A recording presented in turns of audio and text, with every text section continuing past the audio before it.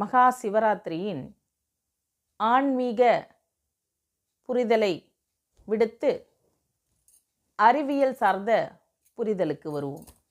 ஆன்மீக புரிதல் அனைத்து ஆன்மீக அன்பர்களாலும் கூறப்பட்டு உள்ளன. தற்போது அறிவியல் புரிதலை பார்ப்போம். மகா சிவராத்திரி. சிவராத்திரி என்பது ஒவ்வொரு மாதமும் வருகின்ற ஒரு விஷயம். நம்மளுடைய கேலண்டரில் நம்ம பார்க்கலாம். இந்த சிவராத்திரின்றது எப்போ வருது? நிலவின் சுழற்சியில் ஒவ்வொரு மாதத்திலும் நிகழ்கின்ற நிலவின் சுழற்சியில் 14வது நாள், அதாவது அமாவாசைக்கு முந்தின நாள் சிவராத்திரி. இந்த மாதந்தோறும் வருகின்ற சிவராத்திரியில் மாசி மாதத்தில் வருகின்ற சிவராத்திரி